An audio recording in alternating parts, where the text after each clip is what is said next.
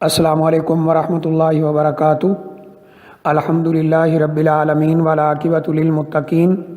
والصلاۃ والسلام علی اشرف الانبیاء والمرسلین نبینا و رسولنا و حبیبنا و امامنا محمد وعلی آلہ و اصحابہ اجمعین، اما بعد۔ یہ کسی ہمارے بھائی نے سوال کیا ہے کہ وہ کون کون سے جانور ہیں جن کو مار دینے کا حکم رسول اللہ صلی اللہ علیہ وسلم نے دیا ہے، اور یہ کہتے ہیں کہ انہوں نے کسی عالم کی تقریر میں سنا ہے کہ چند جانور ایسے ہیں جن کو مارنے کا حکم رسول اللہ صلی اللہ علیہ وسلم نے دیا ہے، اور ان میں کوا بھی شامل ہے۔ تو کیا یہ بات صحیح ہے؟ اس کے بارے میں کچھ بتایا جائے۔ دیکھیے، مسلم شریف کے اندر ایک روایت موجود ہے جو ام المومنین حضرت حفصہ رضی اللہ تعالی عنہا سے مروی ہے کہ رسول اللہ صلی اللہ علیہ وآلہ وسلم نے ارشاد فرمایا، خمس من الدواب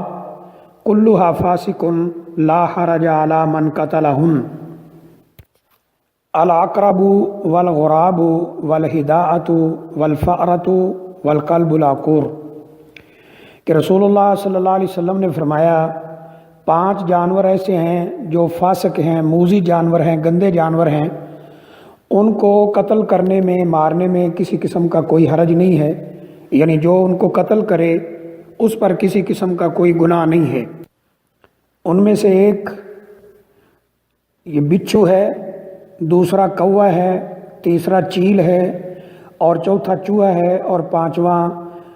بولا کتا ہے جو لوگوں کو کاٹتا ہو۔ اس طرح نسائی کی روایت کے اندر یہ لفظ ہیں کہ رسول اللہ صلی اللہ علیہ وسلم نے فرمایا 5 جانور ایسے ہیں ان کو حرم میں بھی قتل کر دیا جائے، یعنی وہ حرم کی حدود میں بھی نظر آئیں تو ان کو قتل کر دیا جائے، یعنی ان کو حدود حرم میں بھی مار دیا جائے۔ حالانکہ حدود حرم کے اندر جانور کو مارنے سے منع کیا ہے رسول اللہ صلی اللہ علیہ وسلم نے، تو حدود حرم میں بھی ان کو مار دیا جائے۔ فرمایا یہ جو جانور جن کو مارنے کا حکم دیا اس حدیث میں بچھو ہے، چوہا ہے، کوا ہے، کاٹنے والا کتا ہے، اور چیل ہے۔ اسی طرح ایک اور روایت کے اندر جو بخاری شریف میں موجود ہے کہ رسول اللہ صلی اللہ علیہ وسلم نے فرمایا کہ 5 جانور ہیں، حالت احرام میں بھی جو ہے ان کو قتل کر دیا جائے، اور جو ان کو قتل کرے یعنی محرم احرام کی حالت میں اس پر کسی قسم کا کوئی گناہ نہیں ہے۔ وہاں بھی یہ بچھو اور چوہا اور اس طرح کاٹنے والا کتا یعنی بولا کتا اور یہ کوا اور چیل کا ذکر ہے۔ بعض روایات میں یعنی 1-2 جانوروں کا مختلف انداز سے ذکر ملتا ہے، واللہ عالم شاید سانپ کا بھی ذکر ملتا ہے۔ تو بہرحال ان جانوروں کو مار دینا چاہیے، اور مارنے والے پر کسی قسم کا کوئی گناہ نہیں ہے۔ ایک حدیث میں یہ بھی لفظ ملتے ہیں کہ یہ 5 جانور فاسق ہیں، موذی ہیں، ان کو قتل کیا جائے، باقاعدہ یہ لفظ ملتے ہیں۔ یہاں لفظ یہ ہے کہ مارنے والے پہ گناہ نہیں ہے، وہاں لفظ یہ ہے کہ ان کو قتل کیا جائے فی الحل والحرمی، چاہے انسان حدود حرم میں ہو یا حدود حرم سے باہر ہو تو ان کو قتل کر دے۔ یہ جو اس طرح یعنی جانور ذکر کیے گئے ہیں کہ ان کو مار دیا جائے، حرم کی حدود میں ہو یا حرم کے باہر ہو، اس میں بچھو ہے، کوا ہے، یہ کاٹنے والا کتا ہے، چیل ہے، چوہا ہے، ان کا ذکر رسول اللہ صلی اللہ علیہ وسلم نے کیا ہے۔ اب ہمارے بھائی پہلے بھی یہ سوال 1-2 دفعہ بھیجا گیا ہے کہ جی سانپ، بچھو، چوہا یہ تو نظر آتا ہے، سمجھ آتا ہے کہ یہ نقصان دہ جانور ہیں، لیکن یہ چیل اور کوا ان کو مارنے کا حکم کیوں دیا گیا ہے؟ کیا یہ یعنی نقصان دہ جانور ہیں؟ دیکھیے، نبی اکرم صلی اللہ علیہ وسلم نے ان کو فاسق اور موذی جانور قرار دیا ہے،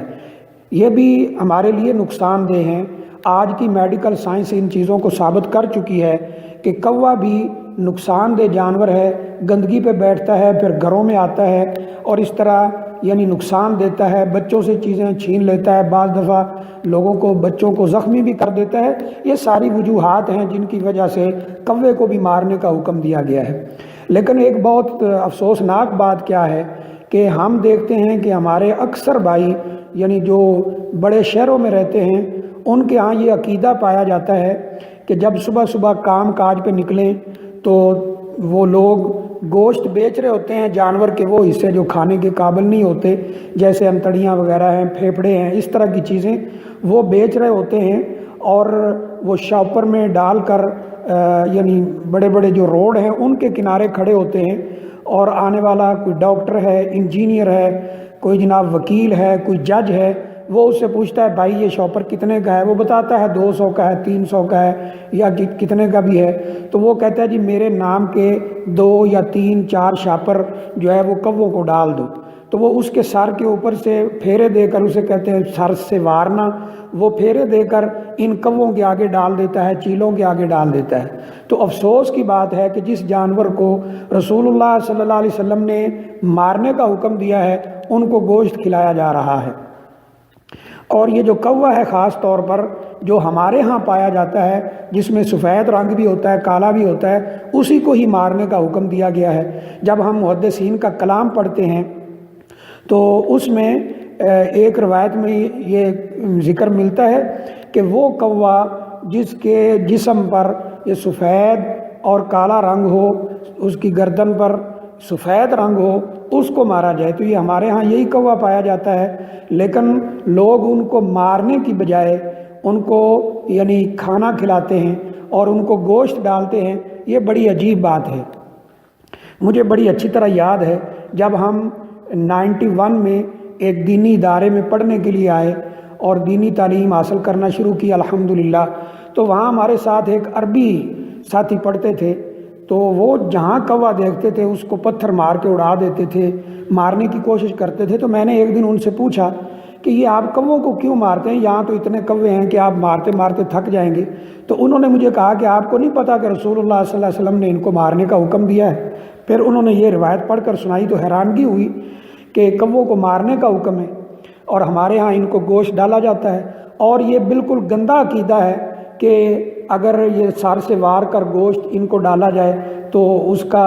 عقیدہ کیا ہے ایسا کرنے والے کا کہ سارا دن حفاظت ہوگی، ایکسیڈنٹ نہیں ہوگا، کوئی نقصان نہیں ہوگا۔ تو اگر تو یہ عقیدہ رکھا جائے کہ یہ گوشت یا یہ جانور یا یہ عمل وہ انسان کو تحفظ دے رہا ہے تو یہ شرک کے زمرے میں آ جاتا ہے، اور اگر ویسے ہی یہ ڈالا جاتا ہے اس ذہن سے کہ یہ جانور ہے ان کو ڈال دیا جائے تو پھر بھی صحیح نہیں ہے کہ جس جانور کو رسول اللہ صلی اللہ علیہ وسلم نے مارنے کا حکم دیا ہے اس کو گوشت ڈالا جا رہا ہے۔ اور کیسا یعنی عجیب اور گندا عقیدہ رکھا ہوا ہے، اللہ تعالیٰ اس سے معاف فرمائے۔ اور اس سے بڑھ کر بھی افسوس کی کیا بات ہے کہ ہمارے ہاں باقاعدہ ایک درگاہ پائی جاتی ہے جس کا نام یعنی وہ کانواں والی سرکار رکھا ہوا ہے۔ وہاں ایک صاحب جو شاید پتہ نہیں اب زندہ بھی ہیں یا نہیں، وہ ایک یعنی انڈر ویئر پہن کے بیٹھے ہیں، پورے کپڑے اتارے ہوئے ہیں، اور ان کے ارد گرد کتنے ہی کوے ہیں، ان کو کھانا ڈالا جا رہا ہے، اور لوگ ان کو بڑا پہنچا ہوا ولی مان رہے ہیں کہ جی یہ کووں کو پال رہا ہے، کووں کو کھانا کھلا رہا ہے۔ حالانکہ رسول اللہ صلی اللہ علیہ وآلہ وسلم نے اس کو مارنے کا حکم دیا ہے۔ سانپ، بچھو